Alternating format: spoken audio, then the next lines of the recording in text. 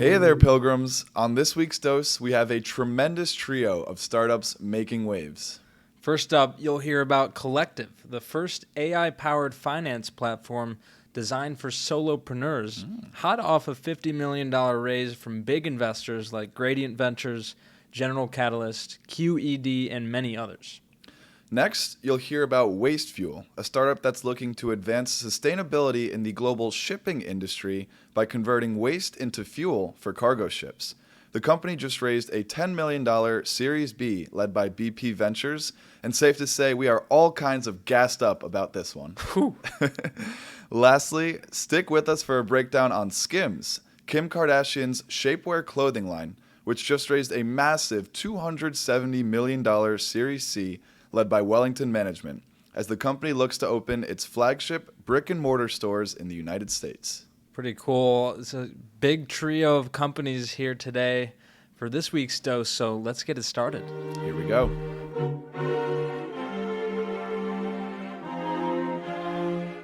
You see here, kid, you gotta just go for it. Don't think about what comes after or what came before.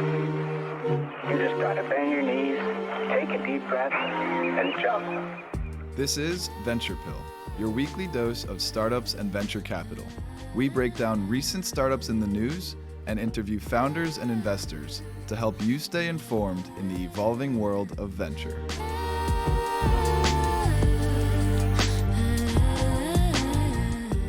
All right, our first company of this week's dose is Collective. They just raised a $50 million round, and their goal is to become the first AI-powered finance platform designed for solopreneurs. The round included participation from a good list of notable VC names like Gradient Ventures, General Catalyst, QED, and many others. Right, quite the cap table there. A little more background on Collective. The company was founded by Human Radfar, Ugur Kaner, and Bugra Akke. And apologies to the founders if I butchered their names there. A little background on each of them. Human, the CEO, previously started a company that got acquired by Oracle and has been a successful venture capitalist and early-stage investor in case study-worthy startups like Uber and Sweetgreen. And additionally, Ugur and Bugra were both instrumental in building the initial products and tech stack, and now both sit on the board of directors for the company. Yeah, a really great, strong team that we were looking on the website there. And so a little bit more about what even is a solopreneur. Who are they targeting here? Basically, it's very simple, an individual who runs their own business. And these are becoming more and more common, especially these days with the rise of the internet, with all of the opportunities to build a solo business online. Right, I've definitely been tempted by an Instagram reel or two to drop everything and start drop shipping. Yeah. Curious also if a solopreneur is synonymous with a multi-hyphenate, or does one make you the other? Multi-hyphenate, that's a good call out there from, what do we want to say, episode like 35, right in that range? That sounds right, yeah. Yeah. Certainly episode 35. Being someone that does many different things. I'm sure there are a lot of solopreneurs that are multi-hyphenates. Exactly. And one thing we wanted to highlight here is that according to the blog post, which we'll link in the show notes, 39% of the United States workforce is in the solopreneur category. Yeah, I was shocked. I would have guessed maybe like 10 to 20%. Yeah, 39 does not check out. I question the math, but I know we can't question the math, but that's just insane. I don't know. I'd like to have seen the growth trajectory on that, like how much has happened within the last few years with COVID. But a staggering number there, so a big market for them to serve.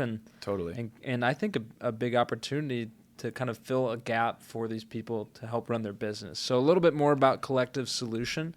They're a finance and accounting back office solution for the business of one. So there's kind of two terms that I found on their website synonymously used, solopreneur and the business of one. And so basically what they do is they help with company formation, so filing for either an LLC or an S Corp. And then they're helping with all the nitty-gritty stuff that most solopreneurs don't want to deal with, tax, accounting, bookkeeping. So they take care of all that for you. Right. That's, in fact, probably what makes most solopreneurs just become regular old entrepreneurs, is they can only handle so much. They don't want to deal with taxes and accounting and legal things. So an interesting solution here by Collective for sure, keeping the solopreneur opportunity alive. And the main goal of the company is naturally to take care of all the administrative back office type of stuff for the solopreneur. But secondarily and interestingly, they also aim to maximize tax savings, which is crucial to any solopreneur trying to get off the ground. Yeah. They are, quote, obsessed with S-Corps. I love a good S-Corp. Who doesn't? Who doesn't love a good S-Corp? Just think about the potential tax savings there. They do also offer LLCs, which I also know offer some tax savings, but I guess S-Corp is really what they're obsessed with. And so when you sign up, you get assistance from experts on staff in addition to a software platform that easily keeps track of everything. I imagine it's a all-in-one, one-stop shop, keep it as frictionless as possible. As for pricing, either it's $299 per month, or for those solopreneurs that are really counting their pennies, it can be $250 for a month if you pay yearly. Yeah, pay that up front, make those savings, right?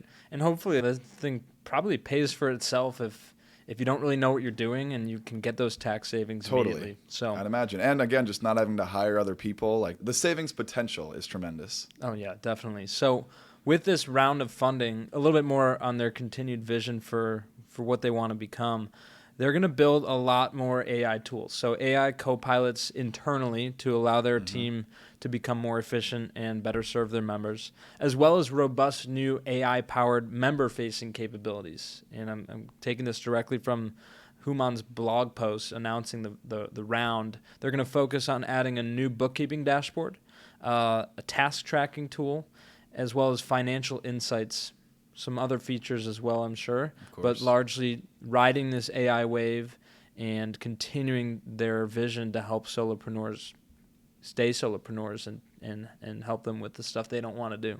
Yeah, I mean, the AI senses are tingling there. You mentioned it a couple times, and that's, again, from the blog post. They're also going to look to scale operations to continue to better serve their rapidly growing membership base. They've also got a wait list that they've got to get to. While we were going through the show notes, you and I talked about how this reminds us of our interview with Tyler Amundsen back on episode 69. One of our best episodes yet. Certainly a check great it one. out. You got to check that one out. Maybe listen again if you already have. And there's some exciting stuff going on at Lightbulb, but that's for another time. So similar to Tyler's beliefs, the collective team believes that with AI technology, individuals can multiply their abilities enormously. And with Tyler, he was saying that he doesn't want a company bigger than 150 people because the capability of a lean 150 member team is, it outsizes a massive corporation. That's that sweet spot range right there. Right. And with Collective, their goal one day is to empower the first one-person billion-dollar business. Oh, my God. That is insane. I mean, I think, whether it's possible because of inflation or because of whichever comes first, but it will still be so impressive if and when that day comes. And, clearly there will be a lot of AI technology behind that person that eventually does it. I'm confident it will happen. I think I agree. I think we're pushing up on a lot of barriers to entry in terms of what we believe is possible, right? Solopreneur, billion-dollar one-person business.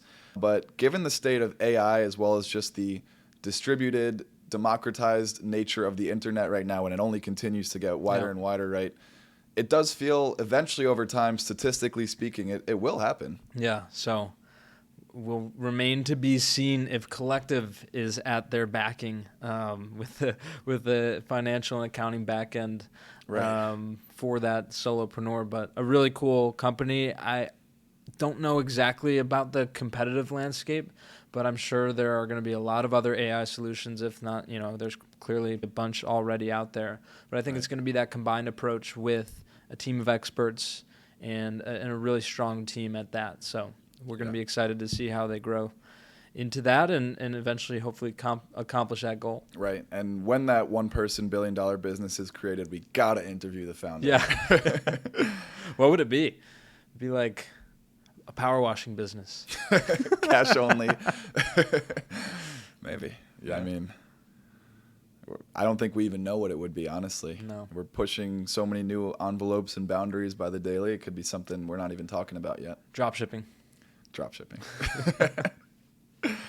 For our second story on this week's dose, we have WasteFuel, which recently raised a $10 million Series B led by BP Ventures, along with participation from Time Ventures, which is headed by Mark Benioff, the CEO of Salesforce, as well as NetJets and several other investors. The startup has forged a strategic partnership with BP to advance sustainable energy solutions in the global shipping industry. Yeah, so a little more background on this. The transportation sector is a significant contributor, as we've covered in previous episodes, to carbon emissions. And there's a growing push towards decarbonization from various companies, trade groups, and governments as well. And currently more than 90% of consumer products are transported over water. That's crazy. Yeah, that's mind-boggling. And this is prompting major players in the shipping industry to consider converting to biomethanol-ready ships. Research shows that using available techniques, including biomethanol, could reduce maritime emissions by approximately 1/3 to 1/2. That is crazy. Crazy significant potential reduction in carbon emissions there. Really exciting stuff, and that's why we needed to cover this company. Yeah. And so you did a great job setting the scene there. We mentioned biomethanol a couple of times. Enter WasteFuel. Founded in 2018 by Trevor Nielsen and Alejandro Estrade, WasteFuel aims to solve two growing global crises: the need to decarbonize transportation as quickly as possible at large scale, and that touches on what you just mentioned with the global shipping industry, as well as the need to reduce waste. And so the startup focuses on converting municipal and agricultural waste into low-carbon fuels, such as biomethanol, ding, ding, ding, to lead the net zero transition in the maritime transportation sector. That's a really cool solution, kind of this. You killed two climate change birds with one stone. Totally. Two growing problems. Yeah. One man's waste is another man's cargo shipping fuel. Yeah, exactly. As the expression goes. Yeah, and so they've got big plans to expand. WasteFuel plans to establish several biomethanol plants worldwide in collaboration with local strategic partners, starting with the first one in Dubai. And these plants will supply sustainable biomethanol to global transportation leaders to accelerate their shift to these alternative fuels. Pretty awesome. Awesome, really exciting stuff. And with that, they've got some exciting recent traction that we wanted to highlight too. WasteFuel recently launched the WasteFuel Methanol Module, which is designed to produce up to 100 metric tons per day of fuel-grade methanol in a cost-effective and scalable manner.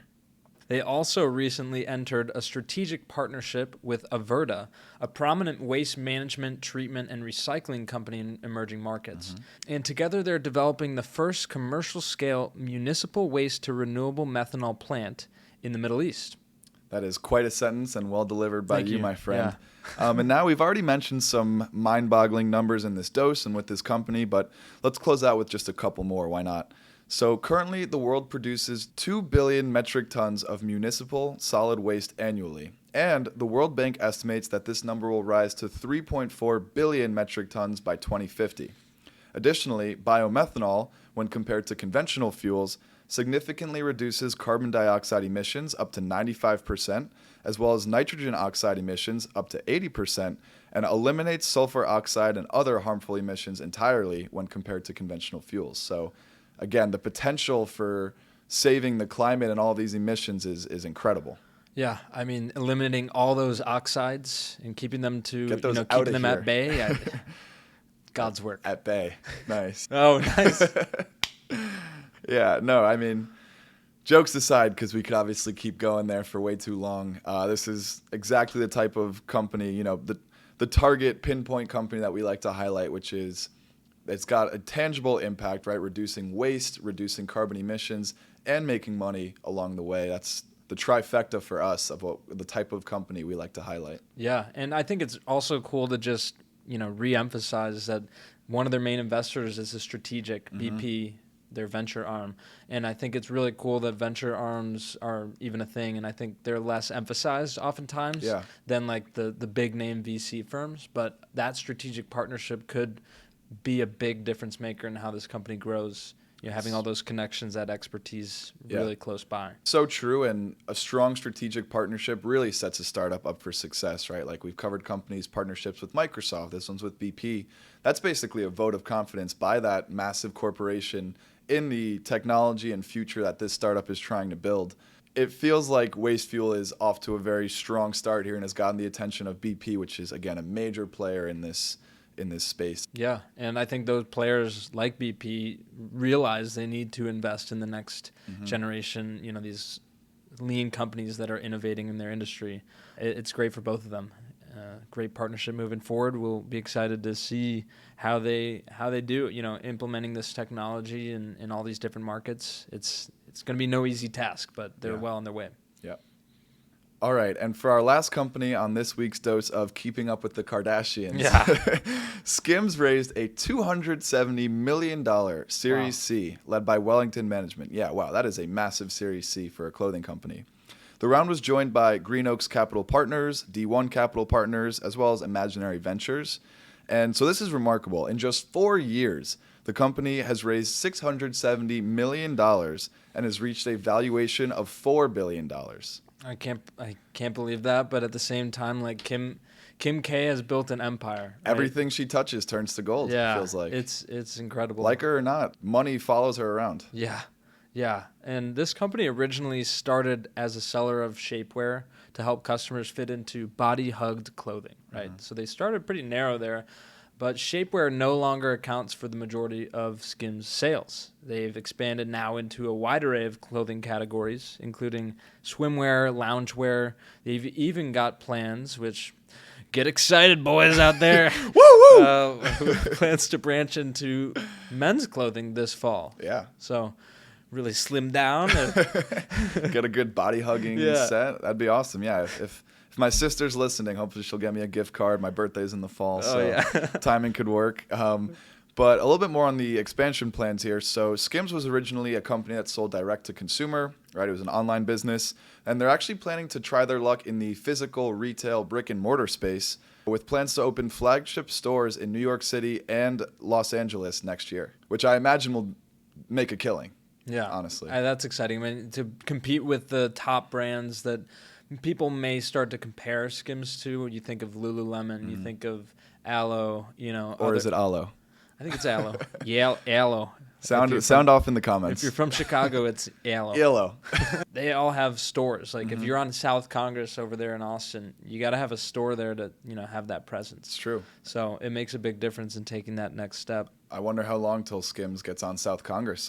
Flagship stores go well. I feel like it could be only a couple of years. Yeah, and it would also make a killing out here, obviously. I wouldn't be surprised if it was soon. And so transitioning into some metrics here, Skims is on track to reach $750 million in sales this year, which is insane. And that's up from $500 million, which is also insane. And that's what they reached back in 2022. Yeah, roughly 15% of online customers for Skims come from outside of the U.S., and approximately 70% of overall customers are millennials and Gen Z. Not surprising. Yeah, there. Makes sense. Direct to consumer, kind of this younger crowd, building a big fan following, I would say. Over the last year, over 11 million people have joined waitlists to buy the brand's most popular items, which typically sell out pretty quickly. Right, and that actually highlights some of the challenges that we wanted to talk. So some of the challenges moving forward for Skims is A, managing inventory. As the company widens its product offerings and opens their physical stores, hopefully, they resolve these wait lists that need to be created for products that sell out, and that's obviously a whole supply chain thing. Additionally, they are going to have to compete against companies that are offering steep discounts in the face of consumers cutting back on discretionary spending in light of all of the inflation that's been going on in the past year or so. Yeah, it becomes the power of the brand versus, the knockoffs that really are probably of the same or similar quality. Right. Like the Amazon dupes, you might see. But there's an extreme power to a brand with especially as big a celebrity as Kim Kardashian is behind it. So we'll see. I mean, I think there will always be people that are willing to pay for that brand. Yeah. Even in tough times. Yeah. And as someone who, shops at Lululemon and sees what the prices are like at similar stores, I'm all for competition driving all their prices down a little bit, right? I think nobody would complain. We'd be remiss not to mention our good friend Brett, who loves trying to rally the troops to buy direct from Lululemon's supplier in China. It's probably a good idea, but I mean, he might get a random package in approximately 17 weeks from now with his pants, but we'll see. True. Gonna be the wrong size. There's gonna be no zipper in the fly. But we'll wait for that day. But yeah, to sort of wrap up with this round, people are starting to speculate on if and when Skims intends to go public. So due to their, of course, growing valuation and growing sales, the momentum there, but also with their involvement now with Wellington Management, a firm that's known for investing in companies right before they go public. So the expertise there, I'm sure that's on the near-term roadmap. Right. It feels more like a when than an if. And also, this is the Kardashians, right? So you know they want to swirl up some rumors. Oh, yeah. Have the internet going crazy about them. They've been...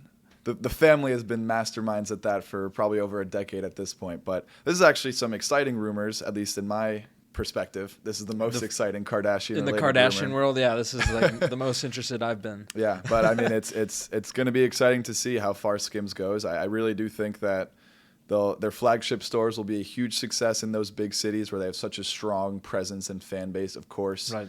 And then they'll continue to expand. I truly think, timestamp, make a mental note right here that in only a few years we'll see some Skims stores in South Congress and around Austin and around the United States. Yeah, I agree. And you'll be able to invest in SKIM, ticker symbol. Seriously. Calling it now. But yeah, a great dose. 3 companies this week.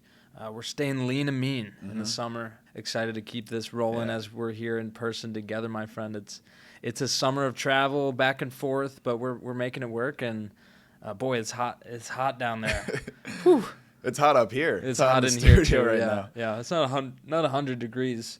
No, it's been fun. We'll have a couple more regular doses, packing the punch with some more innovative startups coming up in these next couple of weeks. As promised in our mid-year check-in. And like you said, it's summertime, right? Everyone's working on their summer body, venture pill included. So we're getting lean, but we're also packing a strong dose with every breakdown. Consult your pharmacist before taking. Yeah, probably take it sitting down with a meal. And don't operate heavy machinery after. Yeah. All right, team. We'll see you next week. Thanks for listening. Thanks for listening. Join us next week for another dose of startups and venture capital. And as always, we appreciate our pilgrims spreading the word about the show. Share with your friends and help someone else make the pilgrimage. See you next time.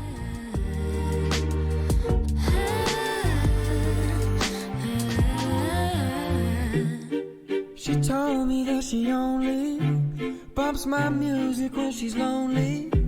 Thinks my vibe's a little low-key, okie dokie, that's alright, but wait, I don't know how to do things. The views, statements, and opinions expressed herein by the hosts and their guests are their own, and their appearance on the podcast should not be construed as reflecting the views or implied endorsement of Independent Brokerage Solutions LLC or any of its officers, employees, or agents. The statements made herein should not be considered an investment opinion, advice, or recommendation regarding securities of any company. This podcast is produced solely for informational purposes and is not to be construed as an offer to sell or the solicitation of an offer to buy a security.